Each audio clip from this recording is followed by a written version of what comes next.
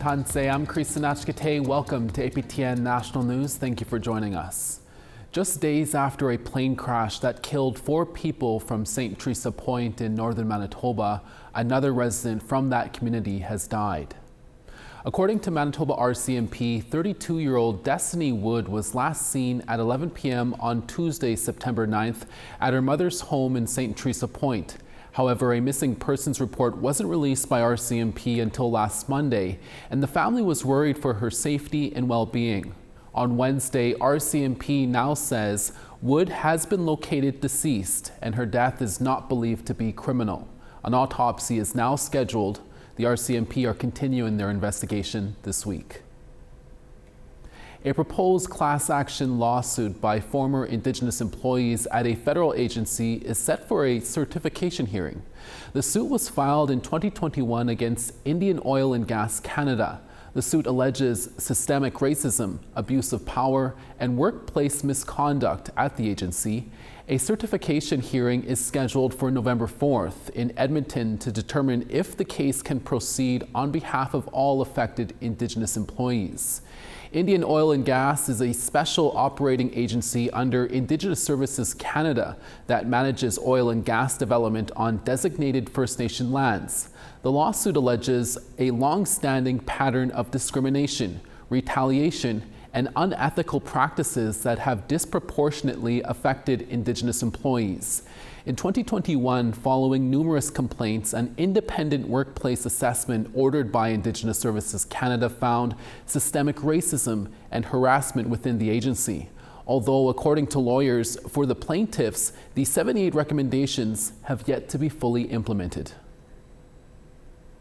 A First Nation that's been under a boil water advisory for 30 years has had a 2-day visit from Ontario's Ombudsman. Ombudsman Paul Dubé was invited by Niskandaga First Nation Chief Gary Cusis to witness firsthand the hardships the community faces, including unsafe infrastructure, inadequate health services, and what has become the longest boil water advisory in Canadian history. Here's a brief report. Dubé said his visit was an important opportunity to listen to residents, hear their stories, and observe the realities they are living with. The Ombudsman is an impartial officer of the Ontario Legislature who takes complaints about provincial services. Dubé says he wants to help amplify the voices of the community, located 450 kilometers north of Thunder Bay. Earlier this week, the chief took shots at the Ford and Carney governments over plans for the mineral-rich Ring of Fire. In a statement, the chief said, "We are losing our people to epidemics of suicide, addictions, and mental health struggles, all while the governments of Ontario and Canada continue to neglect our community's needs. Instead, they are pouring resources into mining roads that will destroy our homelands. They only want the minerals under our feet and show little care for the people who live here. We do not consent." A man in the Northwest Territories has been found deceased after he was reported missing nearly 2 weeks ago. On September 3rd, Fort Resolution RCMP were told that the 35-year-old did not come home to the community from a boating trip earlier that day. RCMP were notified on September 14th that human remains were found on Moose Deer Island, less than 10 kilometers from Fort Resolution. Community members identified the remains as the missing man. His name has not been released. The Northwest Territories Coroner Service is now investigating. For more than 15 years, the Pasqua First Nation in Saskatchewan has been working to get a senior care center onto their nation, which will provide culturally sensitive programs and services. And this day has finally arrived. CTV's Mick Fable tells us more about the monumental day for the community. What was once an idea is now a reality. Pasqua First Nation is now the proud owner of a senior care home established to improve the quality of life for an important portion of their population. It's a facility already getting positive reviews from those who now call the Red Eagle Lodge home. Feeling that secure, safe environment, they're close to home. This is, you know, they all speak very highly of the way that staff treat them. Talks for the care home began in 2009. Since then, a number of steps were taken, including consultations with Pasqua members who would possibly use the home on their needs and wants from a senior care center. We're all facing the same issues on all of our nations regarding our older population and having a safe space for them. And I'm thankful that we're able to provide this for our relatives. The Red Eagle Lodge currently has 12 residential suites, with half of them currently filled. Those living in the facility have access to a gym, saunas, a theater room, a hair salon, as well as 24/7 clinical staff and on-site security. Also, built around the property are smaller homes meant for independent living. Irvin Pasqua has been living at the Red Eagle Lodge since July. He is happy to be back on Pasqua after spending years in other senior care homes. I've been gone for 40 years and I finally come home now. I'm happy to be home here. I'm proud to be home now anyway. Special consideration is now being given to members of Pasqua First Nation. Leadership say if there is room at any time, the door is always open for non-members. The Red Eagle Lodge Care Center is intended to serve generations of seniors to come. To me, if you have the vision and the desire, there's nothing that can stop you from moving forward as a First Nation. And that's how our leadership think. We're constantly thinking of the future. Mick Fable, CTV News, Pasqua First Nation. Environment Canada has delivered an update on how this summer's extreme heat impacted people across the country. Weather specialists say the extreme heat over the summer months is one of Canada's deadliest weather hazards. In recent years, heat waves have become more likely and more severe. This summer, Atlantic Canada broke several heat records, while in many parts of the country, it was a drier summer than usual, with hot spells that were followed by cooler than normal temperatures. Much of that hotter weather has also brought many more wildfires and drought throughout northern Canada. We're always looking for your feedback or story ideas. Here's how you can continue the conversation with us. If you have a story you want to share, send us an email to news@aptn.ca. And to read and watch our stories, you can go to aptnnews.ca. And you can also find us online on your favorite social media sites, including TikTok, LinkedIn, and X. And you can watch this newscast anywhere, anytime on YouTube. Follow APTN News to join the conversation and see our latest stories. IKEA in Winnipeg is leading the way when it comes to reconciliation efforts. That story when we come back. Stay with us.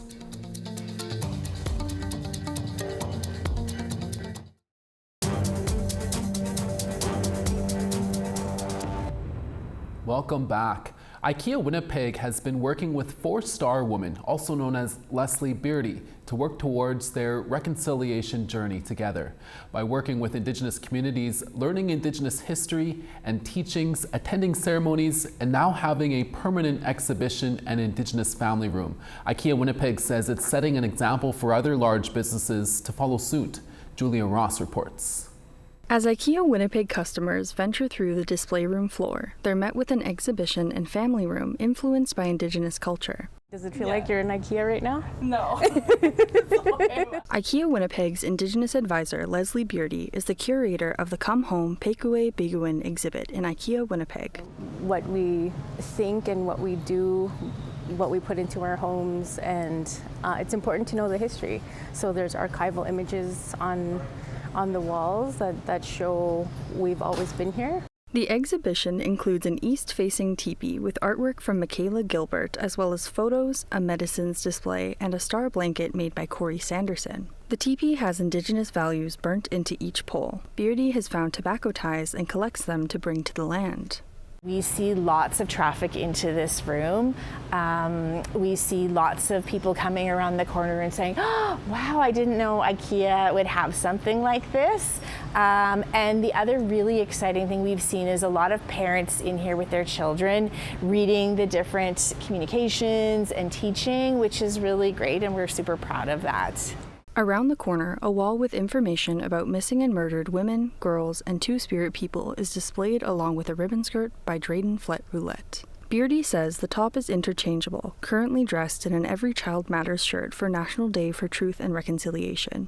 When I seen this skirt, I broke down in tears because I know how much work goes into creating art and like stuff like this, to have my vision to be, seen in real life. Like I broke down in tears and how beautiful it is. Andrea Drylick is the Communications and Interior Design Manager for IKEA Winnipeg. She helped design the family room. She says IKEA staff visited different Indigenous families' homes, helping them to come up with solutions. We come to a customer's home and we talk about the activities they do in their home, what kind of needs they have that they aren't being met with their current home furnishing solutions, and what their dreams are and their frustrations. And then we bring that back and we create solutions with our product that we know will help people's lives at home become easier. A family from Hollow Water First Nation became the chosen family to design the solutions around. Drylick says that the exhibit is treated well at IKEA Winnipeg. Both of these spaces we're really excited to see are treated with the most respect out of any display in the store. Back at the teepee, Beardy says it is beautiful to take up this much space and to have people walk by her work. With her help, staff have participated in raising a teepee, a pipe ceremony, and have dedicated time to learn about residential schools, Indigenous history, and culture. When I was asked to come on board as the advisor and the curator, we always said it was just between us and them, and it's not, a spectacle, or you know what I mean? We're not doing it for that. It's because they want to learn, and I'm the teacher. in a good way, of course. The exhibition and family room are permanent installations at the Winnipeg IKEA. Julia Ross, APTN National News, Winnipeg. Cool story, Julia. The 37th annual Vancouver Queer Film Festival is shining a light on Indigiqueer storytelling. Ryan Cunningham has more from Vancouver.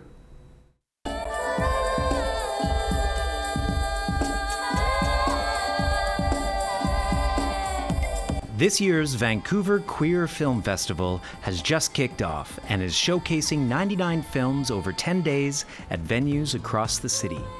This year's programming includes the feature film Star Walker. It's about a young Indigiqueer two-spirit drag queen learning the ropes of the drag community and finding their place in their community. The film stars Dylan Miigwech Chilblow, originally from Garden River First Nation in Ontario. Well, I actually was offered to originate the character in the very first reading, very first workshop, so that was really special. I think Star is really sweet, really gentle, and is affected by the traumas that they experience, but has really worked hard not to let that define them. They still have dreams, they still have wants, they still long for community, long for a connection. For the first time, the festival has appointed an Indigiqueer artistic director, Mary Galloway, a trailblazing filmmaker and actor herself. Last year I came here and I was a panelist. I was speaking on one of the panels at the festival last year.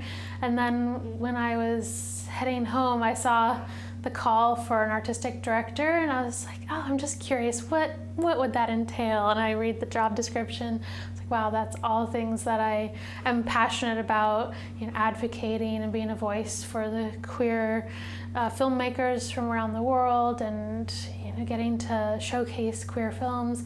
Galloway is excited to showcase more Indigenous filmmakers and artists this year, including her short film called Embers of Queer Joy. We've got Indigenous performers, and we've got Charlene Johnny designed the artwork for the festival, which is just incredible.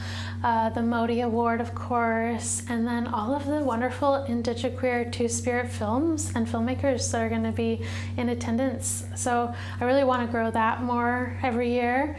The VQFF provides a platform for screenings, panels, and parties throughout September 21st. Galloway's words capture the festival's electric momentum. I feel like the festival is really shaping out to be exactly what I envisioned, so I'm so excited for it to kick off. For Indigenous and queer communities, this edition isn't just a festival, it's a reclamation, one reel at a time.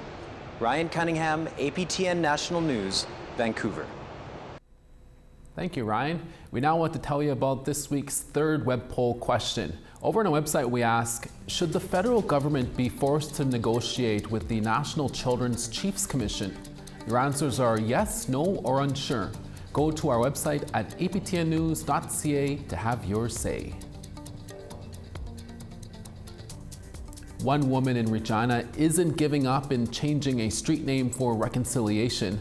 That story when we come back. Stay with us.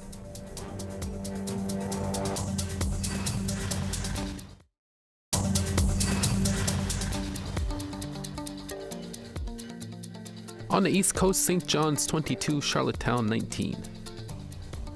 Cartwright 21, Happy Valley Goose Bay 17. 20 in Saguenay, St. Jovite 23 and sunny. Toronto 27, Sault Ste. Marie 21. Big Trout Lake 8, Sioux Lookout 13. Churchill 10, Thompson 12 and sunny.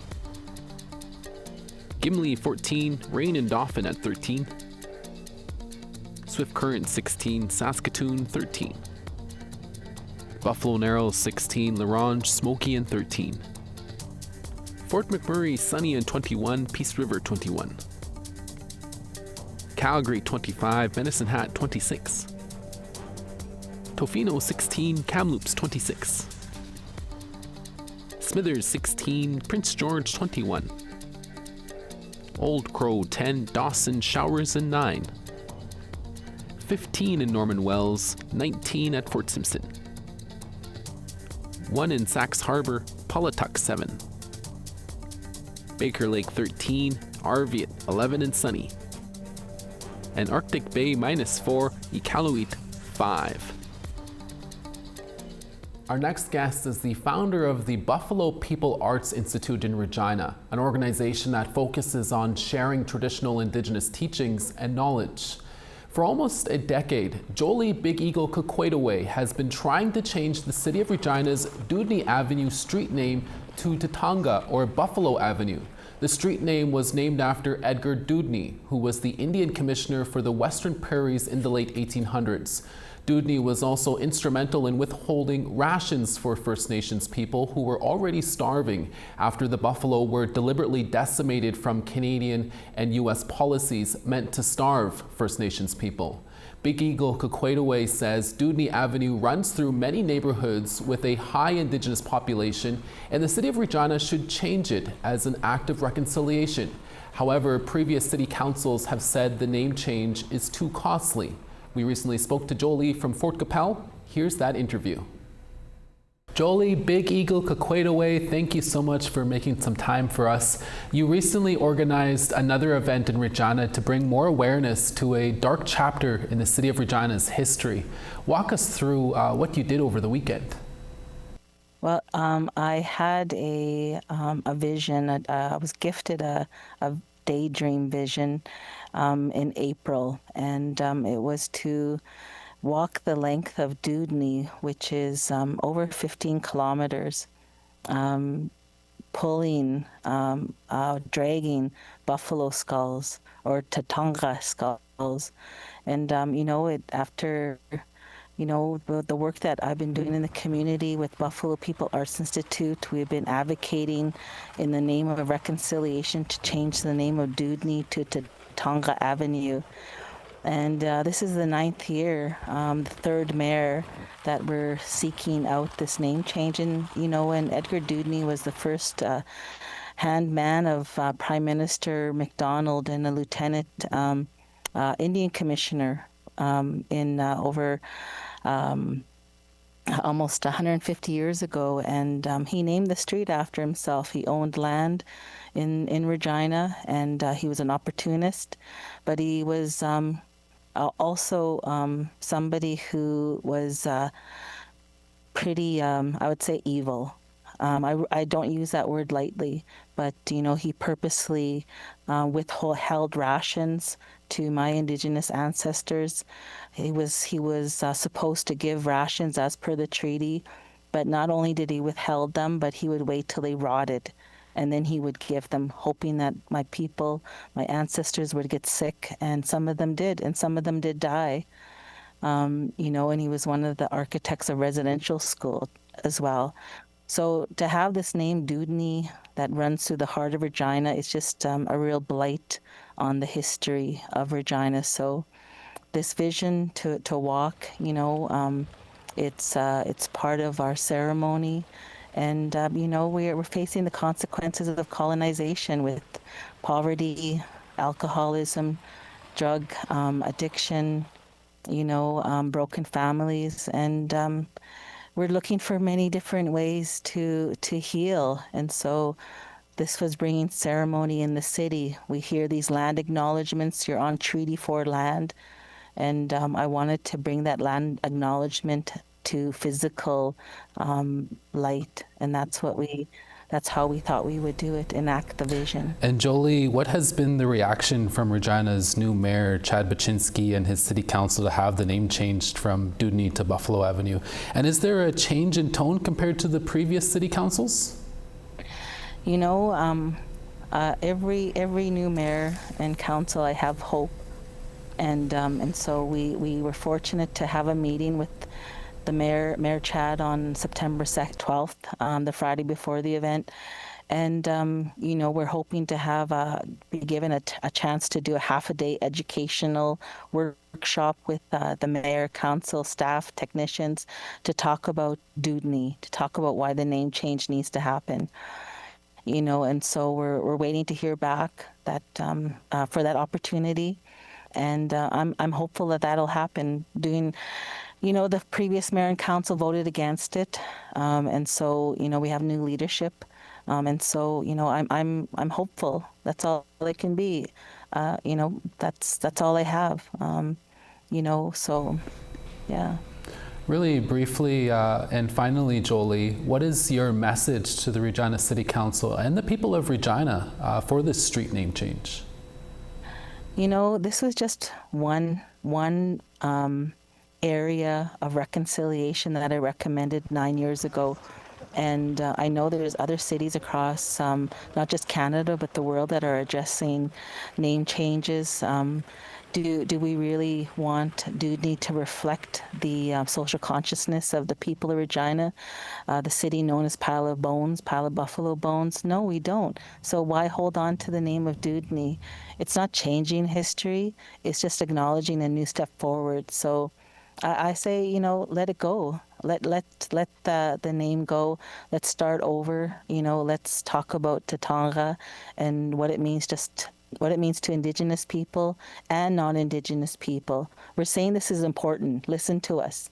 That's all I want. Listen to us. Just do the name change and let's move forward. There's other areas of reconciliation we need to address. This is just one small step. That's Jolie Big Eagle Kakwetaway, the founder of the Buffalo Arts Institute in Regina. Thank you for your time, Jolie. Thank you, Creason. And that's your daytime newscast for this Thursday. Dennis Ward is back for your evening newscasts in a few hours, along with a brand new segment of Truth in Politics. Please join us then. From all of us at APTN National News, Masi Cho Miigwech Hai Hai. Thank you for watching, and we'll see you again next day.